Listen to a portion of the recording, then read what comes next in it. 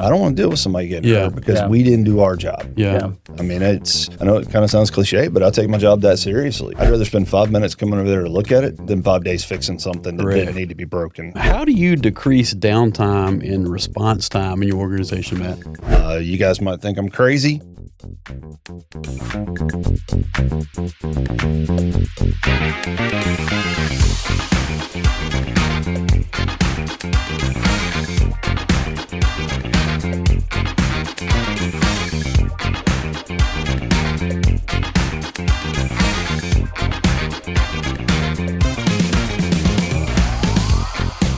All right, hey, welcome everybody to the IT Directors Podcast powered by Clearwinds. We are so glad to come to you today. We got our guy Matt Morse for Kappler. Yes, How you doing today, Matt? Good, thank you. Thank you guys for having me. Man, look, it's so awesome to have you in the studio today. Michael and myself are super pumped about talking to you today, but let's kick the show off. Just tell us a little bit about your role at Kappler and your background there.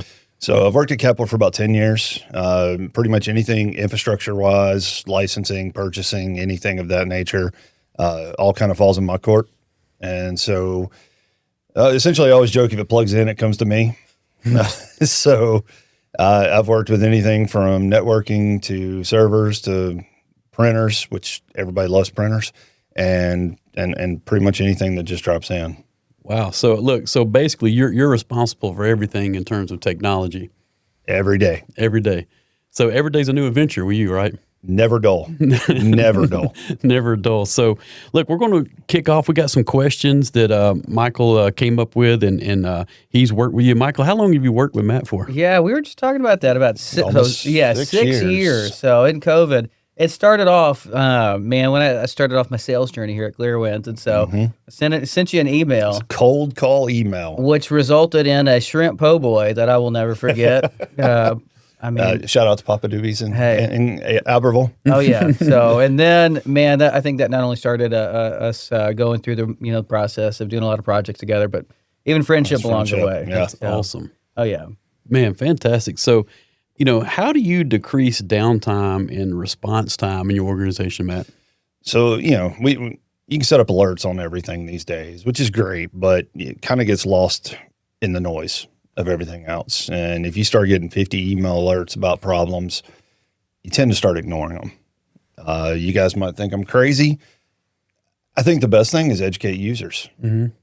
Teach them what to look for. Teach them to understand, if this email looks suspicious, don't click on it. Yeah. Just don't. But they're so shiny sometimes. That $50 Amazon card is a good deal. Or the ladies selling the piano. We got a lot of those that circulated for about a year. Okay. Oh, wow, trying to that's sell a the new baby one. grand, Oh, wow. That's a new one. I hadn't seen that one yet. But, that's the biggest thing I think for me is it's not easy, but educating the users on what to expect, what to look for. And I've told, we've got 170-ish employees, and I'm like, guys, I'd rather spend 5 minutes coming over there to look at it than 5 days fixing something that didn't need to be broken. Well, and hey, even taking a step back, when we're talking downtime, what does downtime mean? For me, any loss of productivity time. We're a manufacturing company, and so anything that prohibits our employees from being able to do their jobs is considered downtime to me. Okay. So you got any stories would that come to mind?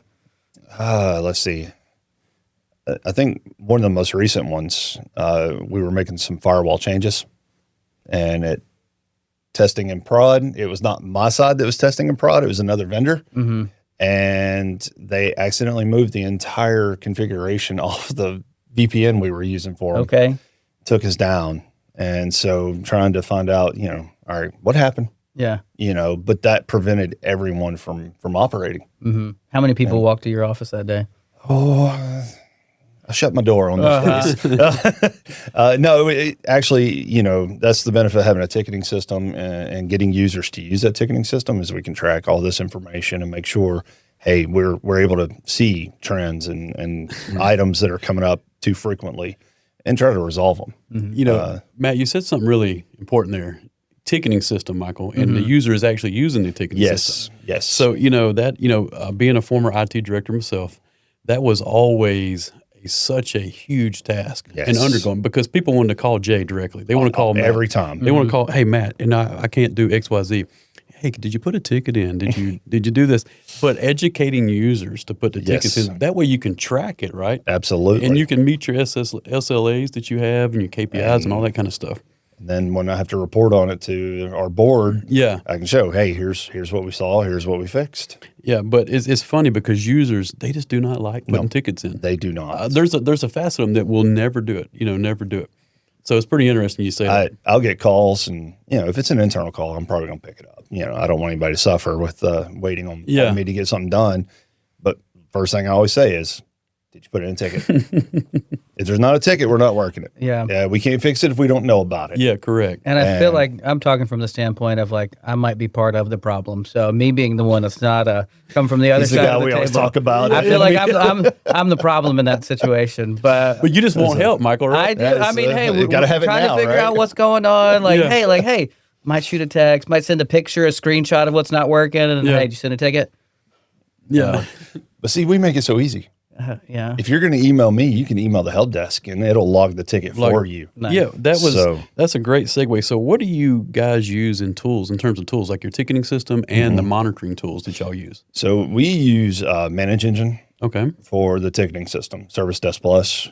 It's been a great one. We actually have 6 different instances that run internally. So anything from preventative maintenance, schedules, and things of that sort, and just troubleshooting tickets. Okay. Because we have one for our facilities team, we have one for our main plant mechanic team, we even have one for our engineering team. So you have to different track help desks prototypes. within your help desk, which Yes. that's great. Yeah. Unfortunately, I have to control all those. But, Yeah. but it's a good thing to have, again, for tracking purposes and being able to say, hey, here's the trends we see. We need to dig a little deeper to find out why this keeps happening and resolve the root of the issue, not just fix it when it happens. So do you guys have a great knowledge base that you've built within your ticketing system do. that enables end users to solve some of their own problems? To a degree, yes. A lot of the things we deal with, we hold kind of within the department because it's confidential Yeah. or it's just information we don't want to get out. But we do have some generic, just kind of, hey, troubleshooting tickets. Here's how you can go fix that yourself. And then it's not a burden on us to have to go do it, which is kind of nice. But we primarily have built it for internal use for the department itself. Okay. That way we're able to control anything that comes in. And if it's just an oddball, hey, we saw this one time, it may never happen again, or it may happen 6 months from now. I'm not going to remember 6 months from now. So let's go ahead and document it, put it in there, and then we can reference back to it. And it's a huge help to have that. I'm kind of curious to hear how has that evolved over time? That's the hard part, is knowing which ones are still applicable and which ones aren't. So we, on a yearly basis, I kind of have the team go through and verify the information's still there. If anything, when I first got there, I think there were 3 knowledge base articles. Now we're up to over 400. Okay. Oh, wow. So it's one of those things, because every system, we run every system for the company. So whether it's our ERP system, anything on connecting to the network, anything that they touch falls in our Large lap. lap. And so we don't understand the operational side of how things work, but we still have to support the operational users. And so being able to have that reference material to go back and go, okay, this is how we fixed this the last time. This was an anomaly. Let's keep that. And like I said, sometimes it may be 6 months, maybe yearly that we have to do this. Yeah. Well, I sleep and I forget a lot sometimes. So it's easier to just go back and say, okay, I know we did that before. Let's reference back to that. What does your staff look like, Matt? As you were talking, I'm thinking about that. What does your IT staff look like that reports directly to you, that helps all your end users? So we have a total of 3 people on the team. We have myself, like I said, I've been there about 10 years, or a little over 10 years now. We have Anthony, who's been there for 30 years. Anthony is our data guru, report specialist, and just kind of general. I joke he knows where all the skeletons are hid, because he's been there for so long. But he is an invaluable asset to the team, just because of his knowledge of the company and the operations and what we had and where we've gone to get to where we are now. I couldn't do it without him a lot of days. Yeah. And it's great to be able to kind of put a fence around him and say, Anthony, this is what you focus on. You don't have to focus on anything else. build the data, build the reports, and handle that portion of it. And then we have another guy named Jonathan. He's kind of a hybrid between the two of us. Okay. He does a lot of the report writing and validation of the data, but he also does a lot on the infrastructure side as well. Okay. How do three people support an environment with 170 users for a company that has an international reach? A lot of cross training. Yeah. A lot of cross training. That's the benefit. Like today, I'm able to be out of the office and I don't have to worry. I know, if it's an emergency and they can't figure it out, they'll call. But if not, they'll handle it. Mm-hmm. And it's nice to be able to have that kind of a working team to not have to stress over, oh man, I can't take vacation time. I can't do this. But just being able to understand that what we do is important. Mm-hmm.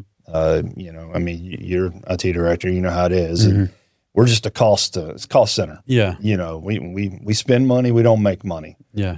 But being able to keep the company operational, moving and getting product out the door and getting the money for it and keep that cycle going is what justifies what we go through and kind of helps just keep it on pace for everything. Yeah. I'm not the IT director side, but I kind of have the strategy mindset. And so when I look at this, I got that marketing mind.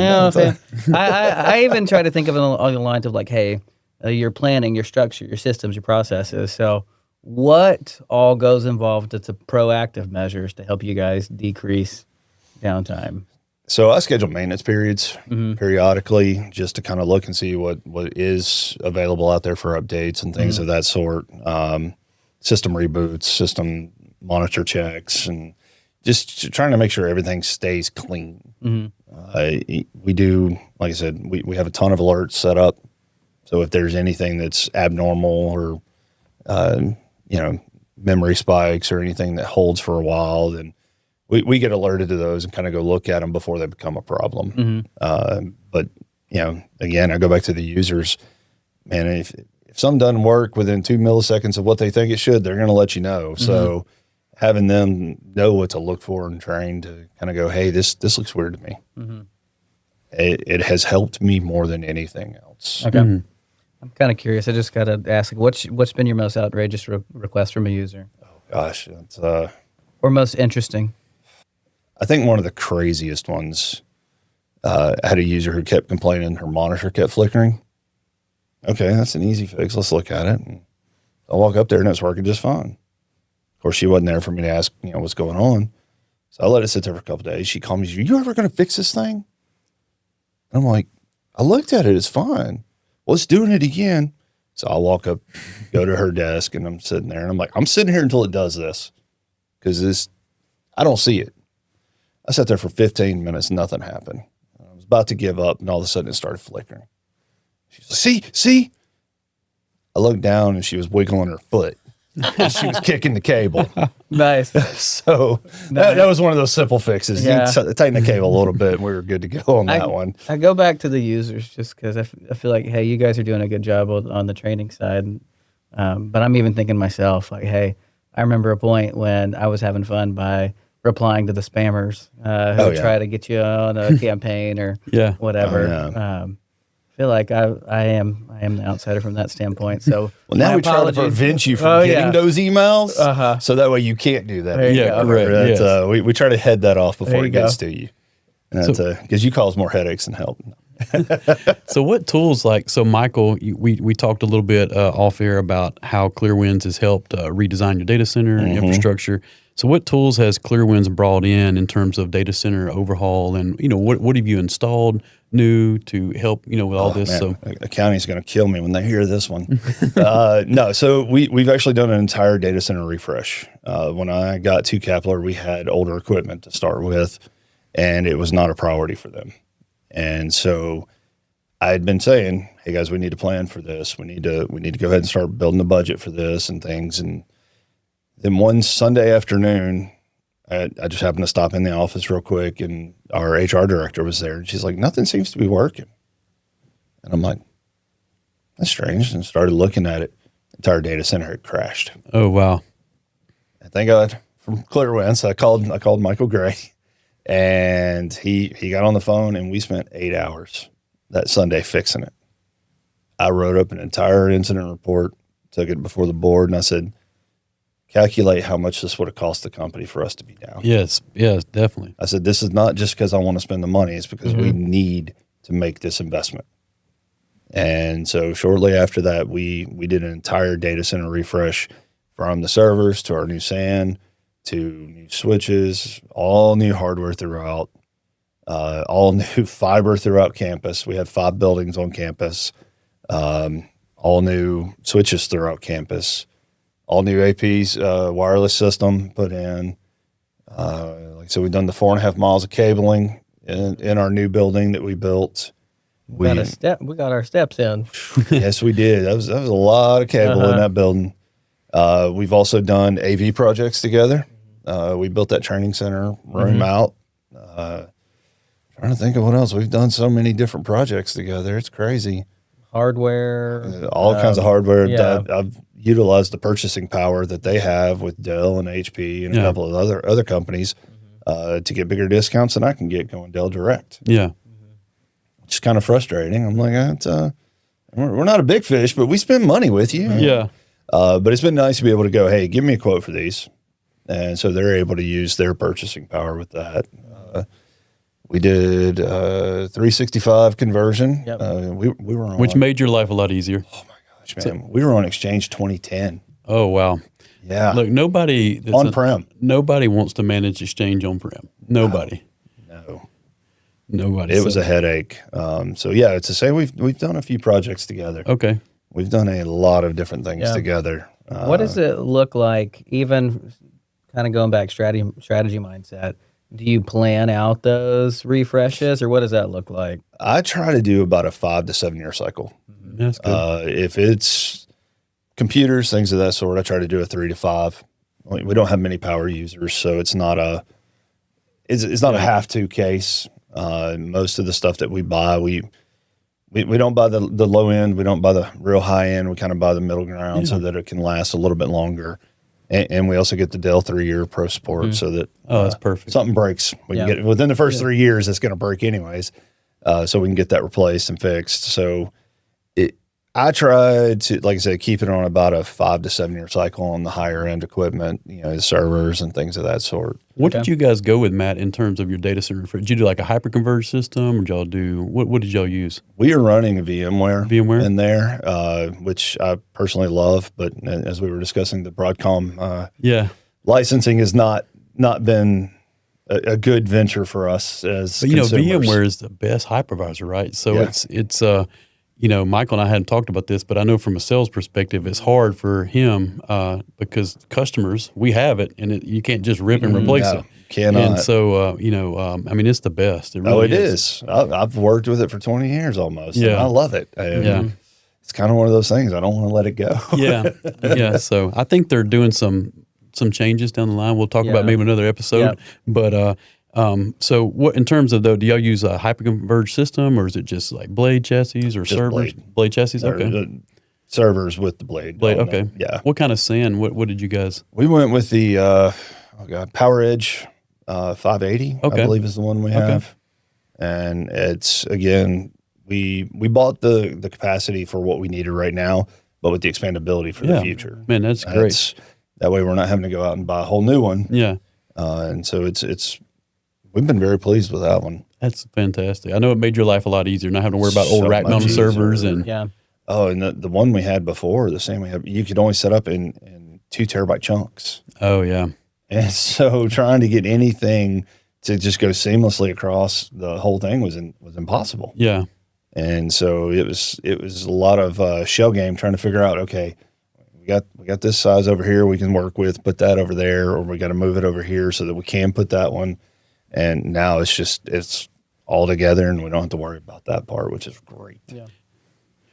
What AI tools, or if you're using AI tools at all, what do you guys use right now currently in the AI world? Really, we have kind of shot away from it. I've done several use case studies on it. We haven't found anything that benefits the company as a whole. Yeah. We've tested, Copilot, we've tested ChatGPT, things of that sort. Outside of rewriting some emails and kind of structuring a few items that way, we haven't found a use case that actually benefits us Yeah. to make the investment. Let's put it that way. I'm also kind of one of those, I don't have to be an adopter of new technologies. Yeah.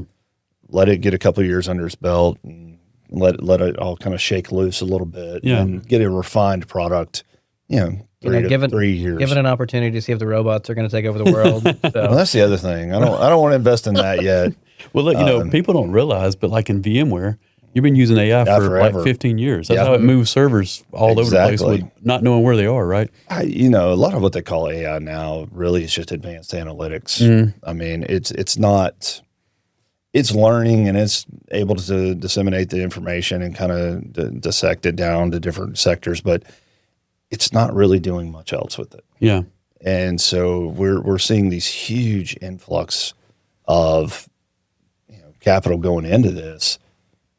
It makes me a little nervous not knowing what the payout's going to be.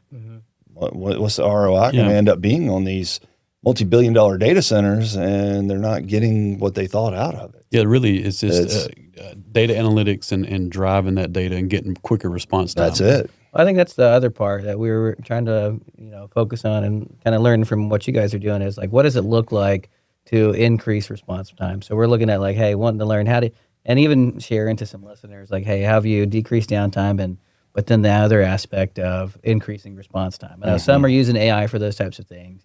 But what do you guys do? What's that journey been like for you? Like I said, we're kind of the holdouts still on that portion of it. Really, I'm old school. I like my hands on the keyboard. I like to know what's going on. I like to get in there and work with it and kind of be able to look and see, okay, this is what we're noticing. I don't necessarily like to rely on tools to tell me that. I can see it probably quicker and better personally because I'm in those systems every day. I don't have to wait for a report to pop up. Here's what you need to worry about. So. How do you, we talk about security a lot, right? So you and I mean, that's probably one of the biggest things. Top concern. Yeah. I mean, look, you're, got 100-something employees, you're focusing on payroll, your ERP, the production side, everything is downtime is tied to money. So security. So what tools are you using in terms of security for your infrastructure? And then also like your email, just, phishing, spamming, all that kind of stuff. So we recently converted over to Checkpoint, the Harmony solution. We have really enjoyed that solution. You denying all the users their request to allow their email through? Yeah, they're like, you don't need that. Get out of here. I like how Checkpoint lets you, hey, I want to get this email from Michael. No, nope. I blocked his already. There you go. Tanner's come through and Stan's come through. Listen. That's, but no, Checkpoint, Harmony, the email solution, we converted from ForcePoint. Okay. Which was a great solution, but they were kind of sunsetting the email portion of it. And I was like, wow, not going to help me out much. So I reached out to Michael and these guys over here, and we actually had a couple of meetings with Checkpoint, and we signed it with the Harmony and the Browse portion of it. Okay, perfect, yeah. And we actually have a Checkpoint firewall now. And so having that information kind of all in a single pane of glass is real helpful. Yeah. Because I can log in, I can bounce between multiple systems to see what's going on. Yeah. Without trying to log into 9 different systems to get the same information. So, yeah, I think that's what I always struggle with. And I'm listening to you talk, Matt. I think you're the same way. Is there's so many tools, Michael, out there. So many tools. And there's so many platforms. There's so many, especially AI, right? There's so much stuff that can help us. But also, I don't need to log into 15 different systems to tell me the same thing that. Right. And so I used a lot of AI for scripting. And for some small automation, but really you say AI, but you're really just writing scripts. You're using an AI engine to generate the script, but really you're writing an old script, right? So, and the problem is you still got to validate it. Correct. You still got to make sure it wrote it correctly. Yes. I mean, it does save time, but it's like, okay, well, now I got to test it and make sure. Now, my son uses AI when he orders stuff off my Alexa, and Amazon packages come up at the house. So, nice. I had to turn that feature off. I was like, just swap his credit card out. Yeah, correct. But yeah, so, I mean, just narrowing down the tools. It sounds like Michael's been great in Clearwinds and helping you narrow that down where you're not just bombarded with all these different platforms. And I've relied on Clearwinds pretty heavily on a lot of information base. I'm like, okay, what do you guys see? Yeah. What are the trends that you guys are noticing? What's what's coming down the pipe that might be beneficial. I'd love to go out and buy a bunch of different things, but again, we don't get to make the money. Yeah. So it's one of those things of, okay, how can I make the best investment for the company? It's not just for the IT department. It actually is for the whole company. And so it's one of those things of being able to lean into these guys and go, I need expertise. I know enough to be dangerous. I need someone who knows what they're doing. Yeah, they're product experts, right? Exactly. In different fields. And guys like you and us, I mean, we know what we know, but we don't do that on a large scale, Every day. right? Yeah. Exactly. So we isolate certain things. So, that's where it's so important having a local or a partner, not a vendor, Yes. but more a partner, right? Yeah. Yeah, That's- you can call Michael on a Sunday afternoon yeah. and he answered, Well, I think that's the big thing. Like, hey, with what we're doing, our whole job is to make sure you guys are successful, and it's building partnerships along the way, and that's the purpose behind that. And that's really what it's felt like. It's not a business transaction. I mean, yeah, it's mutually beneficial because they're making money and I'm getting the services, Yeah. but it's not transactional. Yeah. Well, it's a partnership, you're gaining, value Absolutely. and peace of mind and clear win, so that's what I always look for in the partnerships. But anyone, I can buy servers from anyone. I can buy, Anyone. all these things. But, just listen to Michael and you talk. It's been really interesting because from my point of view, that's what a true partnership looks like. Absolutely. And I think that's probably why I wanted to have you on today is talk about just your experience, your knowledge in the field. I mean, because obviously you do a lot of vast stuff. I mean, you're doing everything from desktop to the firewall, which there's a lot in between there, A lot. A lot of people don't know this. Yeah, there's a lot in between there. Well, and from your seat, from handling so much, even for our listeners, we'll have people in different stages of their career, in IT. What kind of advice would you give for them, for those, let's say those kind of stepping into those leadership roles, or those who might already be there, but they're trying to navigate these challenges of how to decrease downtime and increase response time? Eat the elephant one bite at a time. Correct. Don't try to do it all at one time. Plan it out. Make sure the items you're purchasing or the items you're looking at are going to integrate and work with the systems you have and build from there. Because if you buy something and it doesn't work with your systems you've got now, you just wasted a ton of money. And resources and time. And time and effort. And so just make sure you're purposeful in making your decisions. Don't just, hey, this is the newest thing, let's go buy it. No, this has been around for 10 years. I know it works. Let's buy that. Yeah. And so just don't be in a hurry. I mean, this world changes every day and it's tough to keep up with those trends and those changes and everything that happens, but just being able to say, okay, here's what I know. Here's what I need to know. And I'm not going to worry about that over there because it's not going to impact me right now. I think that idea, don't be in a hurry. Don't be in a hurry. That goes far beyond even, talking from an IT standpoint. No, it does. That's Leadership, that's life advice Yes. right there.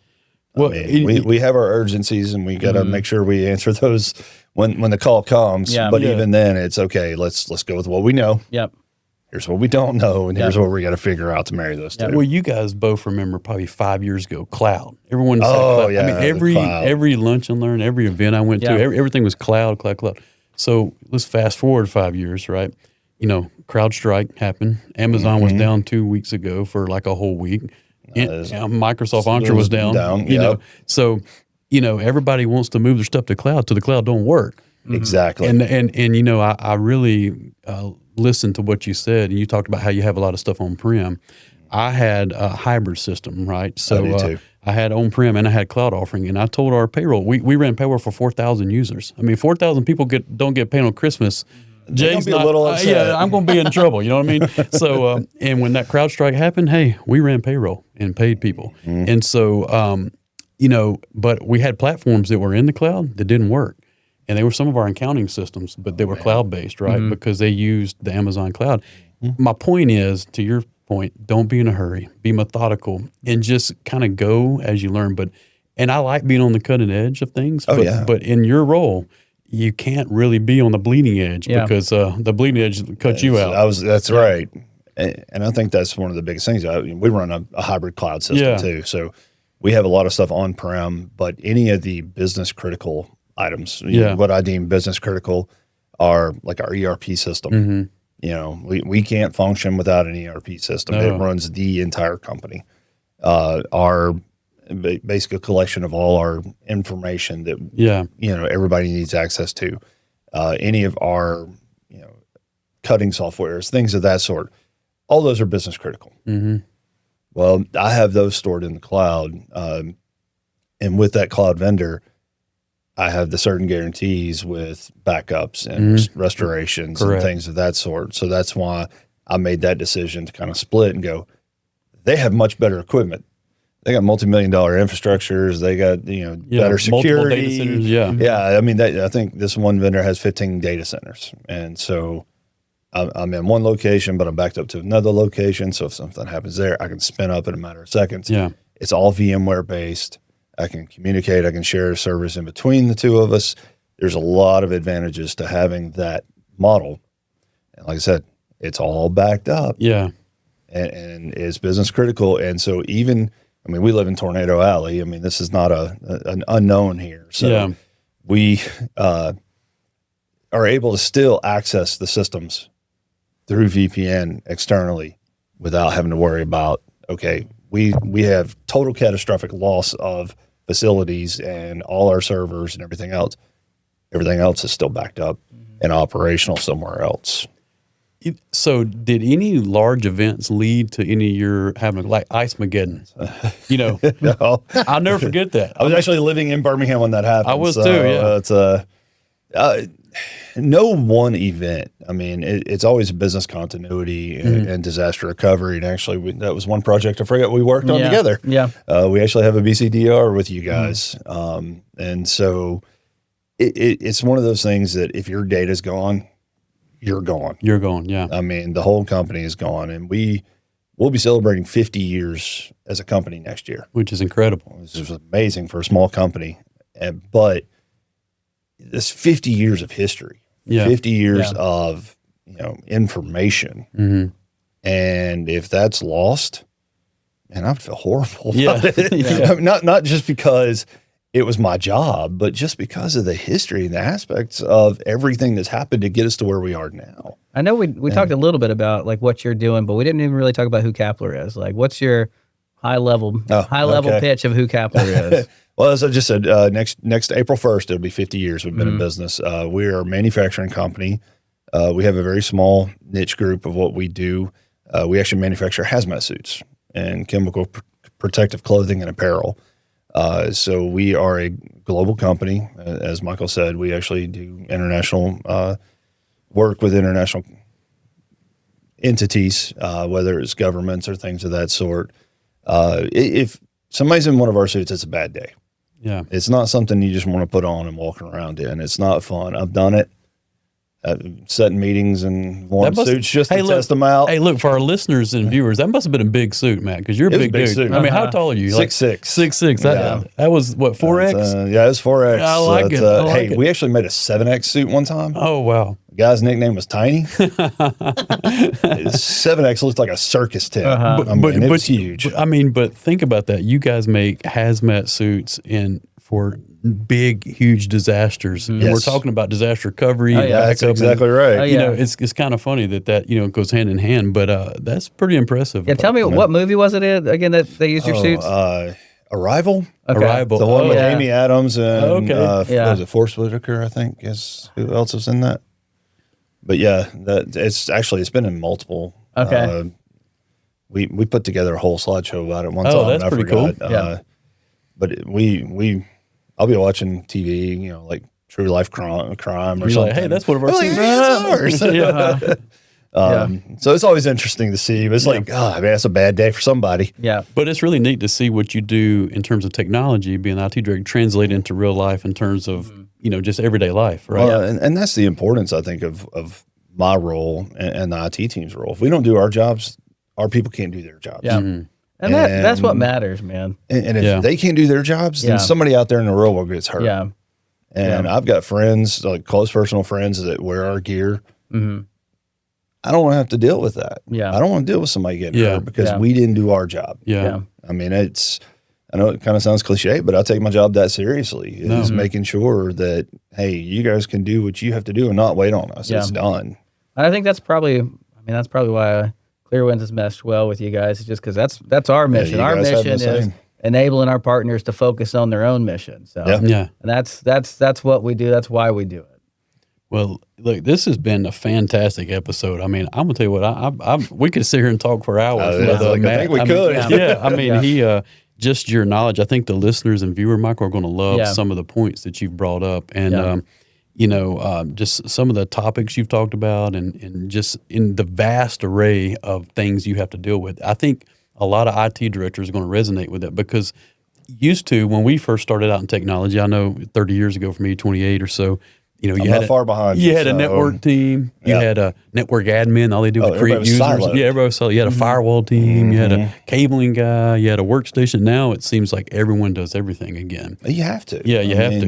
That's part of making the investment in your teams. Mm-hmm. You know, you can't be siloed anymore. No, you can't. You got to. And technology's changed so much that you got to be able to be multifaceted in every area. Absolutely. So I think our listeners are going to love hearing from Matt. Yeah. And man, we're just glad you came on the show. Thank you guys for having me. I appreciate it. Really do. Absolutely. Yeah. So any chance I get to talk about Kappler, I'm happy to do it. Oh, yeah. So, Sir. Well, man, Michael and I, are just excited to have you on the show, and thanks for being part of Clear Winds family and trusting us in partnership with you. It's been a great partnership. Yeah, and if Mike don't take care of, just come see me. I'll let you. Hey, I don't know. hey, I'm taking care of this man. I was like, he takes good care of me. He's got direct access to some shrimp po' boys. So you better believe. I can call Will and be like, "Hey, Will, cut him off." I love it. Well, no, we definitely appreciate it. Yeah, man. This has been an awesome show. Well, thanks so much for coming on. Thank you guys. And look, this is Michael and Jay, and we're signing off from the IT Director Show with Clear Winds. And thanks for listening and tuning in to us today. Hey, thanks for joining us today on the IT Directors Podcast. We're so glad you joined us. Look, go follow us on all social media platforms. The IT Directors Podcast, powered by Clear Winds. And look, if you want more information, check out our website, clearwinds.net. We're going to have show notes, special guest bios. We're going to have reels. Our marketing team has done a fantastic job. Go check this out. We're so thankful that you joined us today.